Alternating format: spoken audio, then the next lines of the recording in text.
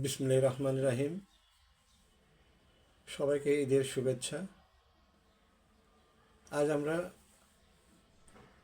ঈদ পরবর্তী যে কিছু করণীয় বিষয়ের ব্যাপারে আমরা কথা বলবো মাননীয় যোগাযোগ মন্ত্রীকে ঘিরে।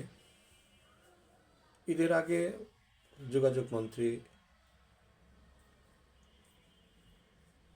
অনেক পরিশ্রম করেছেন, শেখ রবিউল আলম।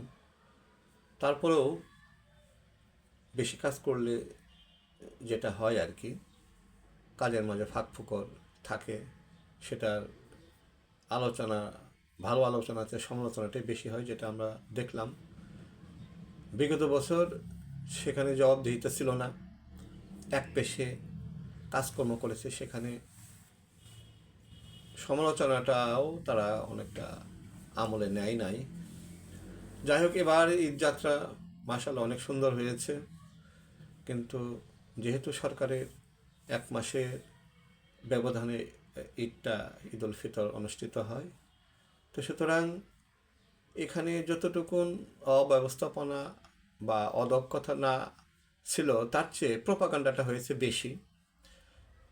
যাই হোক, আলোচনা সমালোচনা থাকবে। আজ পবিত্র এই ঈদ উল ফিতর বা ঈদের দিনে কারো সমালোচনা করব না, কিন্তু আমাদের যোগাযোগ মন্ত্রী, আরও দুইজন আছেন প্রতিমন্ত্রী সংশ্লিষ্ট মন্ত্রণালয়, তাদের কাজকর্ম হয়তোবা ছিল, কিন্তু তাদের সমালোচনা কম ছিল, কারণ তারা একটা বিপদ সীমা মুক্ত ছিলেন আর কি। তারা যথাযথোপযুক্ত কাজ করেছেন, মিডিয়ার সামনে কম এসেছেন, হয়তোবা কাজের মাঝে তারা নিমগ্ন ছিলেন। তো রবিউল আলম সাহেব উনি ছিলেন, কিন্তু কথা হয়তো তার একটু বেশি এবং বাগাড়ম্বর হওয়ার কারণে শুরু থেকে তার প্রতি সাংবাদিক তথা একটা বিশেষ গোষ্ঠী উঠে পড়ে লেগেছে। এই জন্য তাকেও একটু সাবধানতার সঙ্গে কথা বলতে হবে। আমরা পাশাপাশি আরও কিছু কথা বলবো, অর্থাৎ এখানে অধিকাংশ জেলা প্রশাসক নিয়োগ হয়েছে। সে জেলা প্রশাসক মহোদয় এবং এখানে অন্যান্য যে মন্ত্রী এমপিরা যারা আছেন, তাদের সংশ্লিষ্ট মন্ত্রণালয়ের সরকারি বেসরকারি দলীয় লোকজনকে দিয়েও কিন্তু তারা অনেকটা সহযোগিতা করতে পারে এই শহর থেকে গ্রামমুখী এই সহজ সরল মানুষগুলি, তারা যেন কোনো বিড়ম্বনা না পোহায়। তবে এখানে বিড়ম্বনার চেয়ে সমালোচনাটা বেশি ছিল, এটা আমরা সবাই জানি, কিন্তু তারপরেও ফাঁক ফোকরটা যেন না থাকে, কারণ এই সরকারকে জবাবদিহিতার আওতায় আসতেই হবে। সেই লক্ষ্যে আমরা খেয়াল করেছি যে যেমন গাজীপুর যে প্রশাসক যিনি, উনি নিজে গাজীপুরের যে সমস্ত বাস কাউন্টারগুলি ছিল, সেখানে অনেকে 200 টাকা বেশি বা তার চেয়ে বেশি নেওয়ার তাদের একটা পায়তারা ছিল। উনি উপস্থিত হয়ে সেখানে তাদের সেই টাকা ফেরত দেওয়ার ব্যবস্থা করা হয়। তারপরে একজন দায়িত্বশীল বা সরকারের পক্ষের লোকজন যখন সেখানে হস্তক্ষেপ করে বা কোনো কথা বলে, অন্যরা অপরাপর ব্যক্তি বা সংশ্লিষ্ট মহল কিন্তু তারা তৎপর হয়। তারপরে যদি এই ধরনের ধারাবাহিকতা চলতে থাকে, তাদের বিরুদ্ধে ব্যবস্থা নেওয়াটা তখন আর কোনো সমালোচনা হয় না। আবার একটা পক্ষ আছে যে সঙ্গে সঙ্গে যদি ওই তাদের ব্যাপারে কোনো রিয়াকশন বা অ্যাকশন নিতে যায়, তখন এটার আবার হিতে বিপরীত হয়ে দাঁড়ায়। তো যথার্থই রবিউল আলম সাহেব বলেছেন যে এখানে কোনো কোনো পক্ষ, বিশেষ করে যোগাযোগ ক্ষেত্রে বাস মালিক বা সমিতি যারা আছেন, তারা এই ব্যাপারে কোনো অনিয়ম করলে একটা ঈদের পরে ব্যবস্থা নেবে। কারণ ঈদের মুহূর্তে ব্যবস্থা নিলে দেখা যাবে একটা অরাজকতার সৃষ্টি হবে। কারণ বিগত দিনে আমরা দেখেছি যে এই সমস্ত বাস মালিক সমিতি তারা বিভিন্ন অরাজকতার সৃষ্টি করে জনমনে যেমন ভীতি সঞ্চার করেছে, এবং তাদের যাত্রাটাও তারা তাদের অনেকটা ব্যাহত করেছে।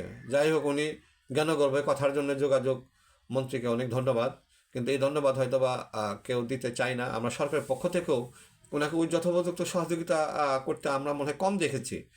কারণ তার যে মন্ত্রণালয় শুধু তার উপরে দায়িত্ব কেন, সারা বাংলাদেশে যত্রতত্রভাবে দেশের বিভিন্ন জায়গায় মানুষ অনিয়মভাবে চলাফেরা করে তাদের অভ্যাস হয়ে গেছে। একটা কম্পার্টমেন্টে, যেমন একটা গাড়ির মধ্যে, একটা ট্রেনের মধ্যে, ফার্স্ট ক্লাস হোক সেকেন্ড ক্লাস হোক, লোকে লোকারণ্য, বাধ্য হয়ে মানুষ সেখানে শিশু মহিলা সহ তারা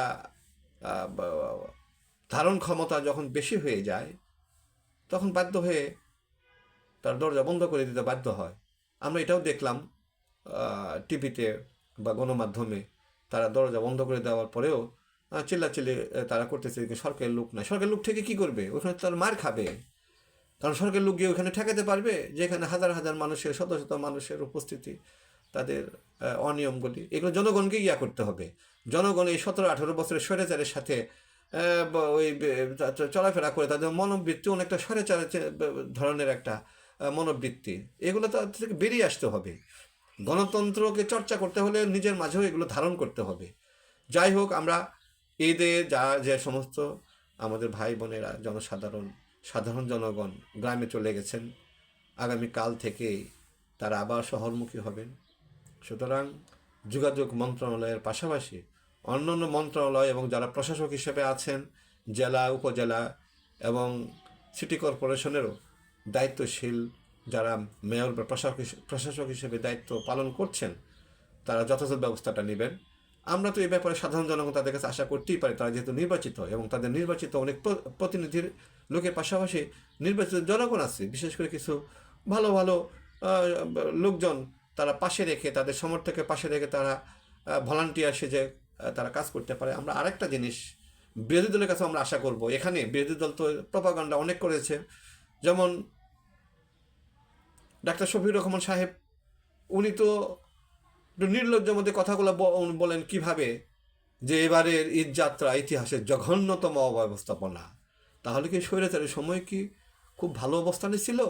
তাহলে স্বৈরাচারকে আনার ব্যাপারে একটা ব্যবস্থা করেন, মিলে ঝিলে যদি এটা ব্যবস্থাপনার মধ্যে আসে, ভালো, স্বৈরাচার আসুক। তারপরে আরেকটা কথা বলেছেন যে ঈদে এবার সাধারণ মানুষগুলো উপর চরম জুলুম করা হয়েছে। কি জুলুম করা হলো? চরম জুলুমের অর্থটা কি? এই সমস্ত কথাগুলি একটা বিরোধী দলের নেতার কাছে এগুলো শোভা পায় না।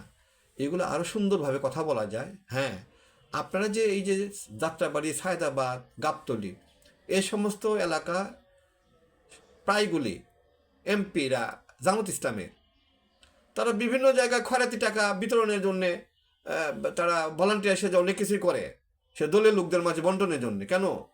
এখানেও তো তারা ভলান্টিয়ার সেজে তারা সহযোগিতা করতে পারতো সরকারকে, তথা এই যোগাযোগ মন্ত্রণালয়ে পাশে থেকে। তারা কি মানা করতো? ভলান্টিয়ার লোকে ছেলেপেলেরা যদি তারা কাজ করতো। যাই হোক, এ ব্যাপারে সরকারি, আধা সরকারি, স্বায়ত্তশাসিত সবাই ভলান্টিয়ারের মাধ্যমে বিএনসিসি তথা রবার স্কাউট সহ অন্যান্য পরবর্তী ঈদগুলোতে তাদের সহযোগিতা নিয়ে সাধারণ জনগণের মাঝে আতঙ্ক সৃষ্টি না করে সুন্দর ব্যবস্থাপনার মাধ্যমে ঈদগুলি আরও সুন্দর অর্থবহ করা যায়। আমরা সকল পক্ষের কাছে এ ব্যাপারে সহযোগিতা আমরা আশা করব। ধন্যবাদ সবাইকে। ঈদ মোবারক।